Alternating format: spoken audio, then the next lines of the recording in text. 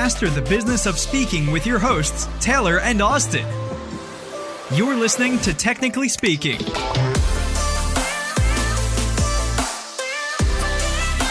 Holy crap. Season 2. Yeah, I can't believe we're here. Can I start a show that way? Is that the right way to start a podcast episode? I think we've started. I think we're already doing the thing. So I think we just got to commit, I think so. Man, I cannot believe it. What is this? Episode 54? We really didn't choose a pretty number for this episode, did we? Yeah, I feel like there maybe could have been a little bit more forethought here. Like end on 50, we're so close. Or like 52, at least that's one every week for a year, right? But we just really had to go to episode 54. So we're overachievers. I think that's what it boils down to. Messy actions, man. Messy actions. Yeah, for sure. We're gonna talk about that a little bit today, I imagine. Yeah. So man, yeah, a whole season behind us. We had some really cool people on the show too. Did. Like, can we just sit and acknowledge the fact that, man, like some of the most interesting people I've ever met came on the show with this last season. Feels like it might be hard to top it with the next one. I don't know. There's a lot of cool people out there. That's true. Yeah.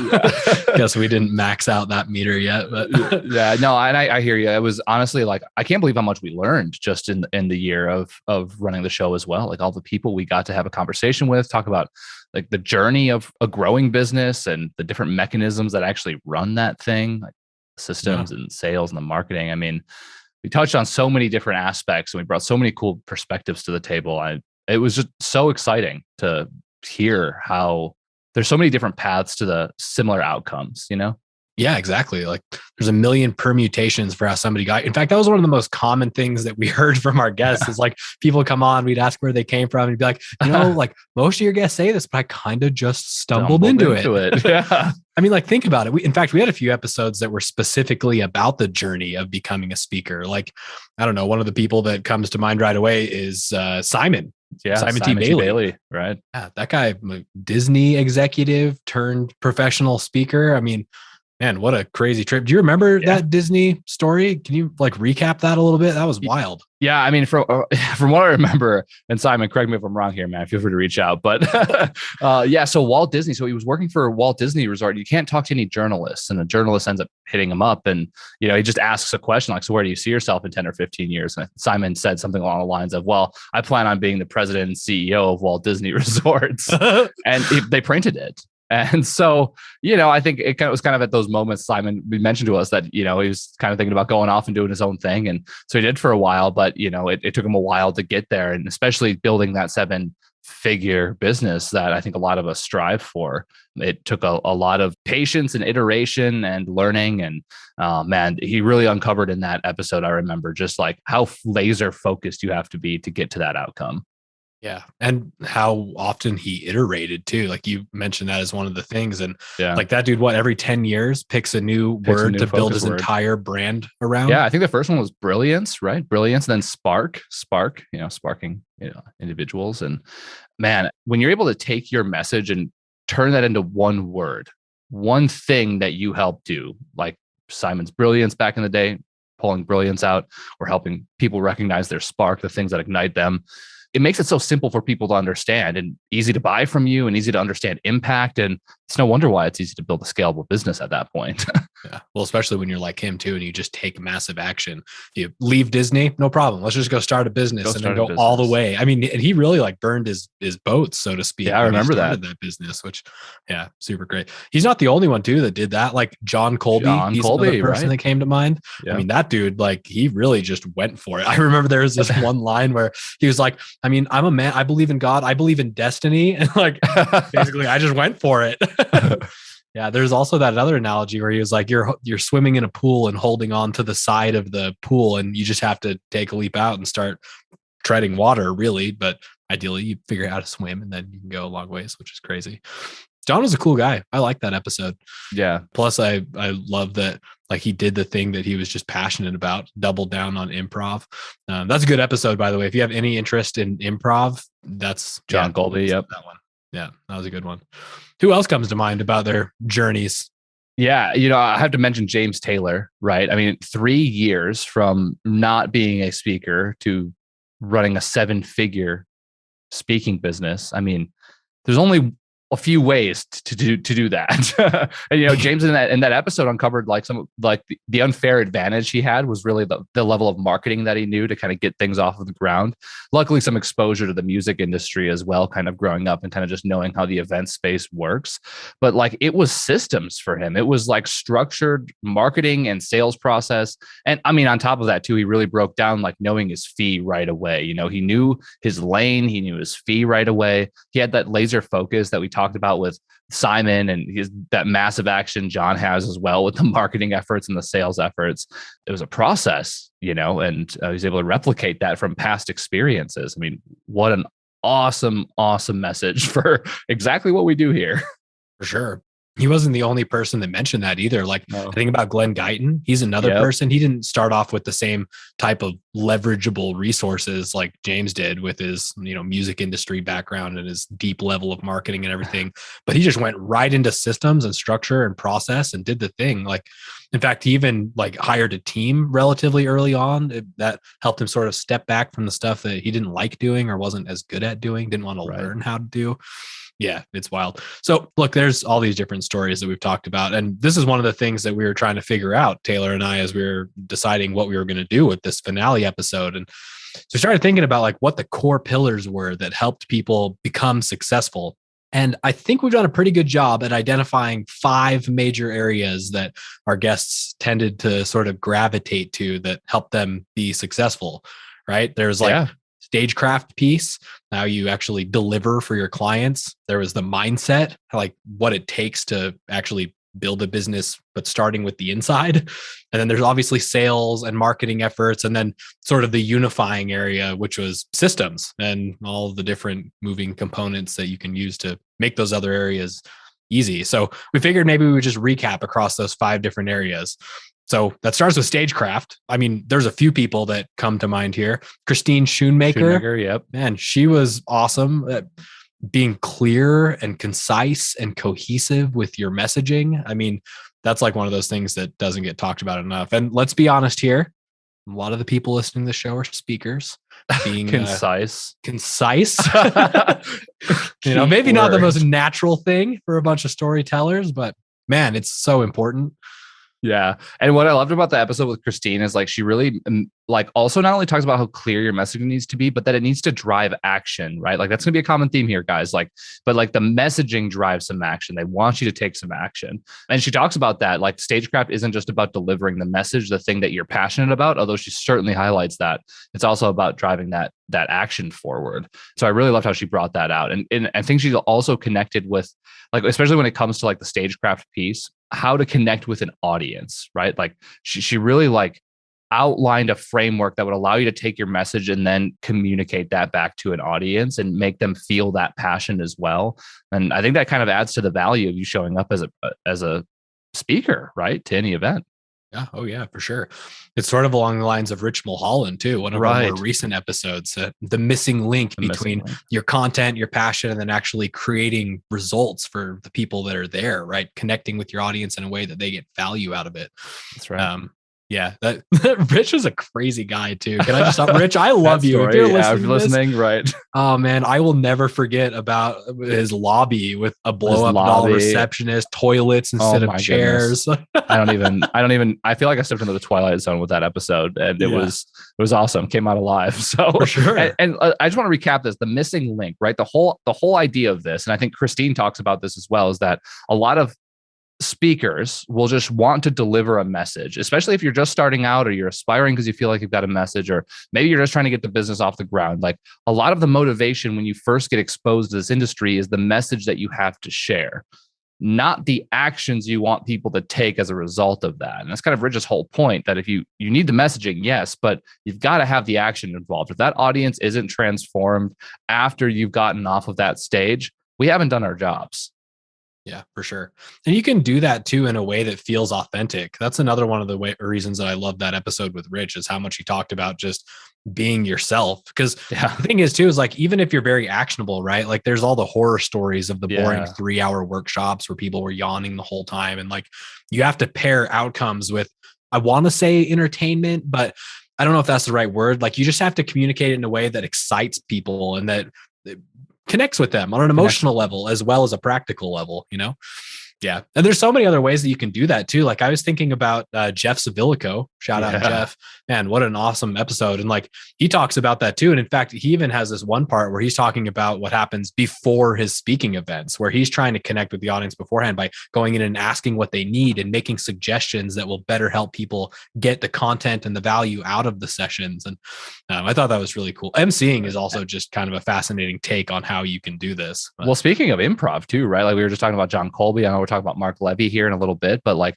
I mean, think about when you're an MC, you kind of have to think on your feet. You have to pull people up potentially, create segues you really have to, it is pure engagement. Like the whole point, I mean, correct me if I'm wrong, Jeff, again, but I feel like one of the points of having an MC, right, is to create that cohesiveness between sessions at an event. And what that means for the person buying an MC is they've got to create that engagement so that by the time the last person gets off stage, that excitement is at the same level for the next person that gets on stage. And I just learned so much about how to connect with people, both virtually and I think live, just from having that MC perspective. Yeah. Rob Frey built on that too, with the virtual side of things. Right. Yeah. And man. And gamification, right? Right. Exactly. And engagement and getting people involved. I mean, that's part of the whole thing with both Christine and Rich Mulholland as well. Like you have to have people engaged and participating in the thing. And that makes things stick as well. Like we know that the more senses that we can tie together when we're trying to communicate something, the more likely it's going to stick. And so, yeah, I think it's really easy to just lean on purely the content itself. And I love the engagement stuff that comes with kind of the MC mindset in a lot of ways, because it forces people to participate, which makes the information more sticky, which is cool. Yeah, certainly. And I think like what's interesting is this entire year, we've never really had this sense of like, let's call it gamification, because I know we talk about this in that episode with Rob, right? Like gamification is often like when in the live settings, it's like workshopy and training-esque, right? Where you have people stand up and exchange sheets. It's like breakout-y rather than keynote-y. But like in this virtual world, like we can now introduce games. And I think Rob touched on that a little bit. And it's not that you have to have like, you're not playing Jeopardy with these people up here, like just anything complex, but you're doing simple things. And he provided a ton of tips of how like we can all just take audiences with just little gamification that kind of creates that engagement. And it was like such an opportunity, I think, that Rob was talking about with how virtual added more inventory to the calendar for all of us and opened up these other ways that we could create engagement, especially to these larger audiences. Like, man, think about like the beginning of COVID, where everyone was like, we lost all of our engagement. The hardest thing about virtual is keeping people engaged. And it's like in live, people are like almost forced to be engaged because they're like live and kind of in the moment. But who knows actually if they're engaged? Like the benefit of virtual that we've had is chat and active participation and video and all of these other mechanisms that give us a feedback loop on stage. And I think Rob really nailed it on the head that like with this whole virtual thing, we've now really got a new layer to our stagecraft. Yeah, that's true. And that's as it relates to the audience. Right. That's true for decision makers as well. Like one of the other cool people that we brought in on this topic was Mary Tilson, who talks about how you can expand the way that you engage with your audience members to different revenue streams. And that not only helps drive home the audience participation engagement side, because you're able to share your expertise in other mediums, but on the decision makers end, you're also able to, for one, make more money, which is cool, but also go deeper with each of your clients and help them go through an entire journey along the way, which not enough people talk about, I don't think. No, and the label that we've used, the phrase that you've probably heard us say over the series of the episode is a value ladder, right? It's like most people don't like clients. They're hiring speakers, experts really, to come in and help solve a problem, right? This is why Rich talks about helping take massive action and encourage them to transform. It's because they need to solve a problem. But we all know what's that percentage, right? It's like 100% in, 10% stays basically with speaking or just any kind of education stuff. So it kind of has to get locked in over time.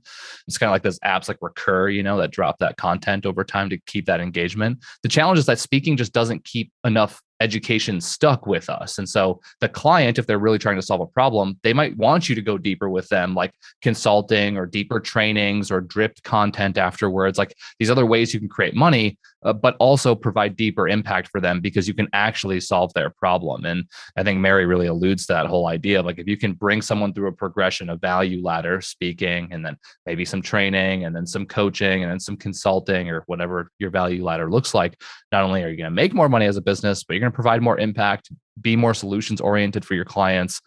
And I don't know, like even as like a business owner myself, I don't want to shop for one thing a bunch of different places. I want somebody who knows my problem so well that I can just work with at whatever capacity they have available to me. And if that's only speaking, it kind of sucks because I wish I could go deeper with them if I wanted to, you know? Yep, for sure.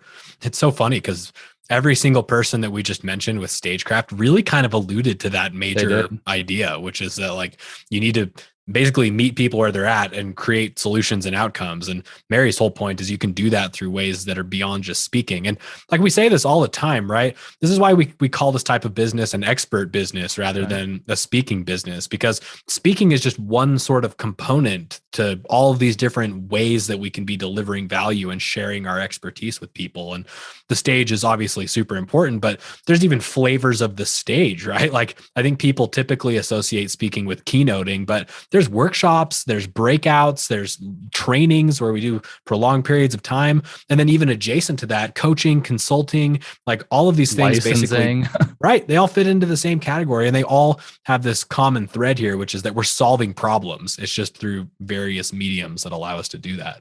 Now, like this kind of speaks to our second pillar in some ways, which is mindset, how we actually look at running this type of business. And we had some really cool people that came in and talked to us about mindset too, in various ways, like Neil Malarkey, for example. Shout out Neil. He's an improv guy that has a very storied background. From whose line is it anyway? Yeah. Oh yeah, man. Amazing skits too. I think we put some skits in the show notes even of that episode. But yeah, he talks about like improv, right? And like how the idea of it is that we can let go and be present. Like we can improve our people skills. He touches on humor a little bit. He touches on this idea, like kind of compares it to jazz because improv is a little similar, but like, you know, the idea of improv and jazz is that like things aren't structured. There's not like a recipe for how things go. And so what that means, you have to let go of any expectation of any result whatsoever. And then with the improv layer, you can add in humor and build that relationship more quickly. I mean, it really just like, I don't know, like, I feel like it resonated with me about how like that dance works. You know, like you and I are skilled salespeople. We've been in sales for a long time. And I don't think until that episode, I really had a label for like why that dance is so effective. And it's because like in that moment, it's all about improv. It's just connecting in real time, being present, letting go of any expectations, and just meeting that person where they're at. Yeah. It's a shortcut to building that relationship too. It's yeah, I love shortcuts too. There's not enough of them. And this is one of those things too. I've always been attracted to improv. I remember telling Neil about this while we were recording or maybe after the fact. He emailed me afterwards. I think he's going to follow up on this episode asking if you attended an improv class. So you're going to get it again. You're going to have to take that class. Neil, I didn't do it. And it's a fear thing, you know, which is hilarious because the whole point of improv is just like letting go of that and being willing to just say what needs to be said. Improv is just an interesting thing to me. I mean, we had a few different people that came and talked about John Colby too, referencing back to him a minute ago. Improv is just a cool way of looking at life, really, in a lot of ways. There's some other mindset folks we brought in, and especially around the idea of relationship building and sort of the service mindset, I think, that bleeds into this. Dr. T, for example, Tarka. And that guy, by the way, is on a warpath. He just had a TV show launch out there in the UK. I mean, he's doing the thing, which is really cool. But anyways, he talks about one of the things that helped him be successful was, I mean, this mindset of being service oriented and focusing on building the relationship above everything else. And I don't know, I think it makes sense. Dr. T has a way of making complex things simple too, which I appreciate about him. That's something that he actually teaches himself, but he lives it as well, which is really cool. Yeah. I like how too, like he just talks about going for it. You know, he talks about like how naturally we're just all resistant to change. And like, we just have to take the action and just bet on ourselves a little bit. And that's, I mean, there's betting on yourself. That's probably the summary of entrepreneurship. It's true. Yeah. Oh, and then we brought in Karen Allen, right? Overcoming like challenging things as a stop and shift model. Yeah, man. Okay. So for one thing, like if you want to experience what it's like to be told a really great story, go listen to that episode. Go listen. Yeah, for sure.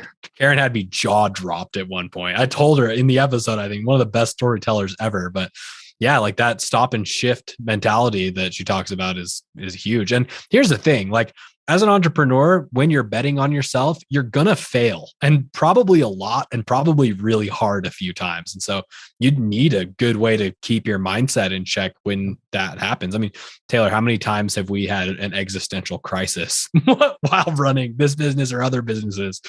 Like, I think I can count on many. I think my expectation was that there was going to be a midlife crisis, and like that was it. And I wasn't even excited for that. And like I'm ready for it. So for sure, I'm prepared at this point. I'll just put it that way. Yeah. Well, I mean, you got to be able to get through it too. And Karen did a good job at that. One of the things that I like about Karen too is like this idea of being self-aware and taking care of yourself as sort of an adjunct to that. Because that's really where it starts, right? As you run into challenging things, you need to be able to take an inventory of yourself and how you're feeling and how it is that you're going to shift to a more positive or productive, I suppose, mindset. Yeah. I found that true for myself too. You know, like I think I had a learning lesson there with Karen, because like for me personally, I think I've ebbed and flowed in the entrepreneurship journey of like how much I do self-care. And what I've noticed is that the further I get away from that, the less aware I become about like my state and how that affects other people and my mindset and how that's affecting my work. Like I become in a vacuum basically of not paying attention to my own self. And I think like it locked in for me that self-awareness and self-care really go hand in hand. Yeah, they absolutely do. It's something too that you have to pay attention to. It's an active thing to be self-aware. It's not passive. Yeah, the subconscious is powerful too. That brings up Wayne Lee. Yeah, that's right. And what an awesome conversation with that guy. Subconscious barriers, right? Like removing those like self-limiting beliefs and, you know, iterating on what works. Like, I mean, one thing that I loved about Wayne's conversation is he talks about how like we have this need to be busy all the time, right? And like, and he talks about perfectionism a lot. I know we also talked about that with Dr. T inside of that episode and how that kind of, you know, hinders us. But basically this idea that we need to be busy, we need to keep doing more work, we need to make this thing perfect. Like, and we've all heard that word like busy work, right? It's not about needing to be busy. It's about being impactful. And if we don't get rid of those self-conscious or subconscious limiting beliefs, then we're not going to have the impact that we desire to have. And that's going to create that incongruency that we would feel, you know, running the business. Yeah. There's something about being intentional that leads to being impactful too. And I mean, it goes back to this whole thing, like paying attention. In fact, if I could summarize the most important mindset that somebody could have when they're starting this business, it is just being self-aware. Yeah. Like just being able to pay attention to what's happening inside you and how you're impacting others because of that and ways that you can improve that. And it's a challenging skill. Being self-aware is not, in fact, not even is it challenging, it's not very common. There's not that many people that are good at being self-aware and paying attention to what's happening inside of them. Yeah. I think it's just kind of like awareness, period. Like I know we're going to talk about sales and marketing and systems soon, but like, I mean, being aware in sales calls, being actually aware and intentional with your marketing messaging, with your stagecraft. Like, I think self-aware is the right word because you're the one that's initiating all of that, but it's being aware of all of those things and being intentional with all of them that, you know, really makes a difference. Not just doing things haphazardly, but, you know, making it intentional. Yeah, for sure. Well, you'll have way more impact that way. That's kind of just the bottom line. Well, okay. So far we've covered stagecraft and mindset. The third major pillar then would be sales. Sales. Yeah. Wow. What a rich topic for season 1. Yeah. We had a bunch of amazing people come in. Holy cow. Oh, it kicked it off really heavy right away. Episode, what was it, 2? With David Newman. That is right. Yep. David, man, that guy. He's such a wealth of knowledge. The 3 reasons why you're not getting your fees. What are they, Austin? Ignorance, self-worth, which I think probably goes into self-awareness too, and process. Yeah. not having a good enough plan. Yeah. Sales process, marketing process, right? I love the first point there, ignorance, because I remember in that call, we talked about like not knowing our market, right? So many people will like, especially again, aspiring starting up categories, those who haven't assessed who's out there in the market actually selling these things. They're not benchmarking their fees against anything or their offerings against things. They're messaging against things. Like we're ignorant of the market, so we undervalue ourselves and we think we're not valuable, but because we haven't done the research or been exposed to enough things to understand where our value is actually at. And I feel like that is absolutely where it begins. Like any business that you start, anything that you sell, understanding the market, the competitive research, that you place yourself in that right bucket right away. Yeah, for sure. Well, that's how you get premium fees right out of the gates too. Like James Taylor. I mean, he was good at that. It's one of the benefits that he had when he was first starting his business. Well, I guess that's why the second point is so valuable, the self-worth, huh? Yeah. Yeah, it's true. I mean, nobody can decide what your value is except you. It's funny because like David talked about sales from a mindset perspective. He's really the perfect person to segue between those two areas because all three of those things are mindset things. Maybe process, right? I mean, you need to have a way of doing things. And so that's action oriented, but it starts with the mindset of knowing that a process needs to happen. And it's really, the process only exists because like we just don't have the mental bandwidth to do it without a process, you know? That's right. And yeah. David Newman, man, what an awesome guy. If you want some good sales inspiration, especially if you do more than just speaking, consulting, coaching, and so on, he's a good person to listen to. Yeah. Who else comes to mind with sales? Yeah, when you said process, Linda Swindling, talking about negotiating, she really broke down negotiating as a process as well, like asking outrageously and be bold and ask, like, and she just has these like frameworks that make negotiation a little bit less intimidating. And I think how many conversations have we been in where like you say, talk to an expert and they say, well, if you just get somebody on the phone, I can close them, but then their fee is half off. Mm-hmm. Like we just skip the negotiation because it's a little bit uncomfortable. And so I feel like, having a process for negotiating and being able to ask outrageously, hold your position, hold your fee. I know Jane Atkinson talks about this as well, maintaining your fee, stay in your fees, right? That's just a skill that we all have to develop when it gets to sales. We can't just focus on these little things like, oh, once I get them on the phone, I can close them. That's not good enough. Got to master getting them on the phone, got to master negotiating, got to master setting up contracts, master how you get paid. You have to master each little bit of that. And I think Linda shared a lot of light on that negotiation piece. I mean, the bottom line is like, you'll get what you want if you just ask. You just ask. One of the things that people have a hard time with in sales is just asking the question. Yeah. And it goes into fear. I mean, I get it. Asking for what you really want can be challenging, and getting rejected when you ask for what you want can hurt, but you just have to ask. And I think people will get what they want more often than they even think they will if they do just ask. And yeah, negotiation has such a serious sort of tone about it, I think, most of the time. But it's really not. It's just being willing to speak your mind and find a common ground that makes everybody happy, Yeah, totally. Linda made it simple too, which I appreciate. So yeah. Speaking of simple, Phil Gerbyshak, right? Yeah. Simplifying sales. Guys, if you are looking to just simplify everything you know about sales, you got to go listen to that episode with Phil. I mean, he broke it down. I mean, I hate the redundancy here, but simply, it's not this complex, do this, then this, if this, then that type of process, although it can be made out to be that way, but it doesn't have to be. And talks about leading with value and building the relationship. I mean, there's just nothing more foundational to learn than from that episode, I feel like. Yeah. Oh, I totally agree. Phil has the benefit of somebody that can just sort of riff about things too. And like we had a couple of moments where he was just talking about what he would be saying to a decision maker. Like if you want some really good inspiration around what sales process needs to look like, go listen to that episode with Phil Gerbyshak. It is fantastic. And plus, like, he's sort of the guy, like if you're going to talk to somebody about sales and marketing stuff, Phil is definitely high up on that list. So for sure. Who else is high up on that list? Meredith Elliott Powell. Well, what I loved about that episode is because, like, we have to acknowledge the year and a half we've all been through, right? Like the most uncertain times, arguably any of us participating in this show right now and listening to this show right now have ever gone through. And I feel like Meredith, again, made it simple, had a process for leveraging uncertainty. And making it a core function of your business, or at least providing a framework to make it a core function of your business, to be able to adapt ahead of time so you're not forced to adapt in the midst of that uncertainty.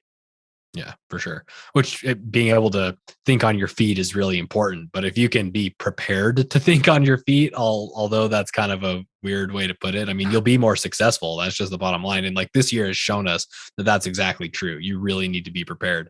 And something else that I really liked about that episode with Meredith is like she did as much as she could to like be prepared for COVID, but COVID still caught her off guard. And like, she just went and did the thing. Like she just hit up all of her clients and shifted the way that she talked about delivering value, and just did deliver value even without pay for a while right out of the gates. And that ended up going full circle. It kind of goes back to that service mindset thing too. Like you just have to be prepared to do great work despite whatever is thrown your way. Adaptability matters in that space. That's right. And I really like that she was talking about changing before you have to, like if you listen to your market close enough, you can get a sense of what's going on. Like now, of course, COVID, that really came on like a switch, but it's because she stopped and dialed and listened to her market about how to adapt so she could create the offerings that would be applicable for this year and then be successful with it. Speaking about listening to your market, it's probably a really good segue for the marketing section of all of this. Thank you very much. We talked about, so many great people on the marketing front. Or really early on was Lauren Pipworth, right? Yeah, Lauren. Shout out Lauren. Hey, Lauren. Yeah, Lauren's awesome. Lauren, I think, nailed down a really important distinction too, where when it comes to marketing and messaging and connecting with people, so many people in this industry point their messaging towards their audience members. But really, you need that clear, concise messaging going to decision makers, the people that can actually pay you. Especially on the website. Yeah, right? So many people go wrong. Yeah, that's one of like the biggest mistakes that people make. And also like being able to identify and clearly communicate how you solve that problem, going way back to the Stagecraft thing, that is critical when you're communicating marketing messaging as well. And that's another one of those areas where people talk a lot about the storytelling and the background and the stuff that excites the audience, but that is not the thing that's going to get you hired, at least not most of the time. She also alluded to going beyond the keynote as well and knowing how you can plug into company beyond just the first initial thing, which for a lot of people is speaking. Yeah, definitely. And driving action, right? Like, I remember like a portion of that was just like, you need to tell people what to do. Like when they're on a website, like, and you got to drive that thing home. Like, I think we talk about this too all the time in our coaching stuff, but it's like, you get to a website and it's like, book a call, chat now, book Austin for speaking now, book a discovery call. And it's like, well, I don't even know what to do now. Like you just got to have the one primary action. And I think it's again about that laser focus. It's about knowing what your market wants to hear. It's about listening to them. It's about guiding them to the right next step. And man, I just love how simple that came across. Yeah, I agree. Plus, like, let's not forget that speaking itself is a marketing vehicle. That's Russell right. Pearson talked about that. Yeah. He mentioned that. Well, this is something we just talk about all the time too. All the time. Speaking is like maybe the coolest marketing vehicle on the planet because you get paid to do your marketing oftentimes. Can you think of a single other marketing vehicle out there that's like that? No. And let's unpack that for a minute. Because people are like, paid after their marketing. What do you mean? We're talking about spin-off business, about selling books and courses, an extra thing to audience members. If you can't sell them higher ticket stuff, you get in front of an association with a bunch of decision makers, that $10,000 gig you just landed is more a spin-off business to market in front of more people. What an incredible opportunity we all have to make ourselves visible through the thing we do well already. Crazy. That was Russell's whole point about attracting great clients too, is that your expertise will attract the best fit clients out there. That's one of the components. He went through a bunch of them. That was a great episode, by the way. That was one of the more recent ones too. So if you guys didn't catch that one, you absolutely should. Yeah. There's this one part where he's talking about the danger of referrals too. Yeah. Wow, man, that one really hits home. Marketing is tough too, because I think so many people maybe have misunderstandings about what marketing and sales are really supposed to be doing for you. And in our State of the Speaking Industry report, when we ask about marketing and sales efforts and what drives them the most business, what's the number one thing people that report? Referrals. Word of and mouth. That's barely even marketing efforts, really. Like it's not predictable. Like that's Russell's whole point there, is that if you just rely on referrals, you're just like any second away from your business drying up and going away. I mean, how many times did we hear about that happening during COVID? Oh, it was like a switch, people, a business evaporated, right? Because the only mechanism we had was, referrals, and referrals are an amazing stream of income. Yes, amazing. That means you do a great work. You should be very proud of those referrals, but getting stuck in the trap of only getting referrals is, well, a trap. Yeah, for sure. It's true. Well, and we saw that the people that didn't just rely on referrals, like they were still like majorly impacted by COVID, but they bounced back faster because they just took control. They were already in the driver's seat. And I think they found a way to differentiate, right? Like Mark Levy talks about this a bunch. Like in the midst of all of this, they found a way to differentiate, make themselves different, still visible, stay top of mind. And I really love that episode because differentiation it's not this incredibly complex thing. Like I feel like when I at least was first confronted with differentiation, I was trying to think of like, how am I different in comparison to 7 billion other people? But it's not really about that. It's just about how you stand in the market. You might have a similar differentiator as somebody else, but like it doesn't matter. It's how you're positioning yourself differently than the rest when somebody gets to your content. And I feel like if you can communicate your value well, like Lauren alludes to, can stay visible like Russell alludes to, you can differentiate yourself like Mark alludes to, you're going to really build this engine behind you. Yeah, it's true. And honestly, if you look at some of the more, I hate this word, but like passive marketing vehicles available to you, like being represented by a bureau, for example, they're looking for all of those various components if you're going to get to that point. So it really starts with you being in control of that whole process and the things that make you distinct. And like, if you want to attract the top dogs, quote unquote, that are going to book you for you, you have to already be doing this yourself. Yeah, Maria Franzoni unpacks that for us, and I think mid-season or so, right? Like bureaus need to be complementary to sales. You need to know your differentiator, and no bureau wants to sell you if you haven't sold you regularly. Keyword. Yeah, exactly. Which makes sense. I mean, speakers are one of those industries that you can become a speaker by just saying you're a speaker now, which is actually kind of a cool thing because it makes it accessible to anybody that feels called to do it. But like, if you're going to make it a real business, like you have to be doing that. And, being represented by a bureau is a good way to say that you've sort of made it as a speaker. And that's not going to happen unless you do all of those things and take your sales and marketing efforts seriously. Yep, that's exactly right. And all of this stuff, guys, the journeys we uncovered, the sales, the marketing, it's the mindset. Like, to sum it all up, it all boils down to having systems, like a repeatable way of looking at things, handling things, something that provides an outcome every single time. It's what your clients are looking for. It's what you need in your business in order to sell, to market, to get your mindset right. So let's talk about some systems, Austin. Put a nice bow on this thing, shall we? Sure. Well, okay. How about the fact that systems is an acronym? And we talked about that with Julie Holmes. Right. Save yourself some time, energy, money, and stress, folks. Systems. They could be simple too. Like, all of these different areas that we're talking about can contain systems, but systems are in front of us no matter what. Like, she gave the example of brushing your teeth. That's a system. Every day you wake up, you brush your teeth. Boom. You're taking care of yourself. You're getting stuff done. And it's a habitual routine that you get to make a part of your day. And each different area of your business really should have some type of system and or process that's going to go along with it and give you the assist.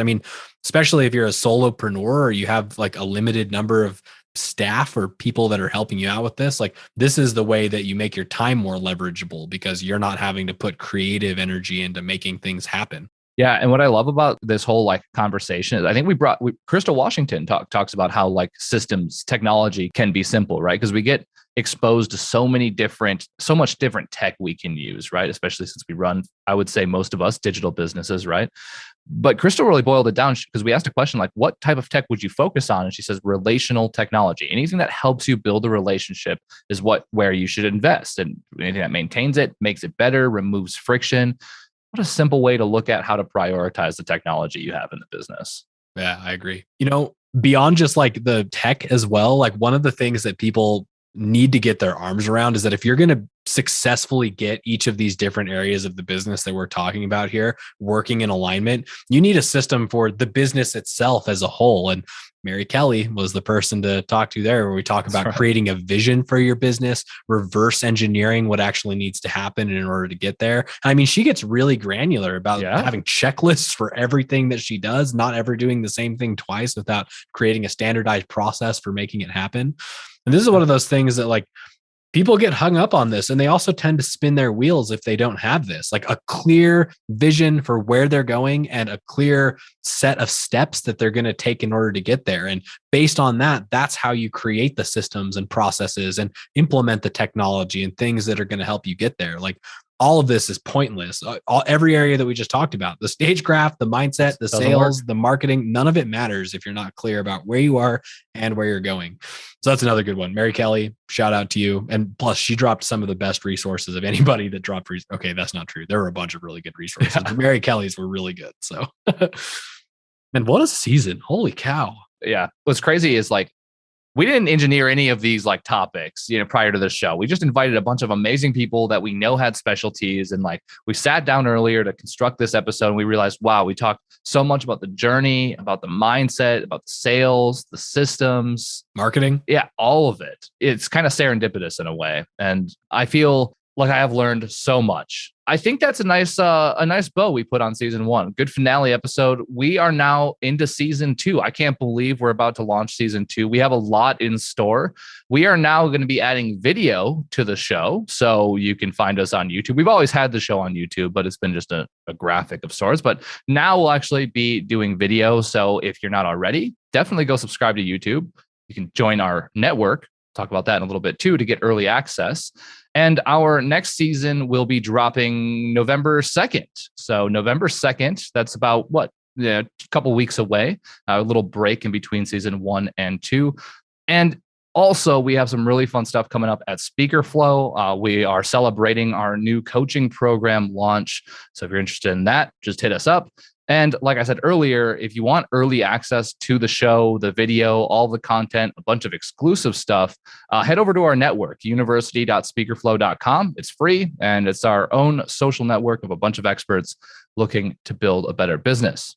And as always, if you want more mind-blowing resources like this, head over to speakerflow.com/resources. See you in the next season.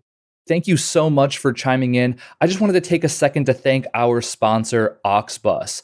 Auxbus is the all-in-one suite of tools you need to run your podcast. And it's actually what we run here at SpeakerFlow for Technically Speaking. It makes planning podcasts simple. It makes recording podcasts simple. It even makes publishing podcasts to the masses simple. And quite honestly, Technically Speaking wouldn't be up as soon as it is without Auxbus. Thank you so much, Auxbus. And if you are interested in checking Auxbus out, whether you're starting a podcast or you have one currently, get our special offer, auxbus.com/speakerflow, or click the link below in our show notes. Thanks for tuning in today. Check the show notes for more info and see you next time. Later.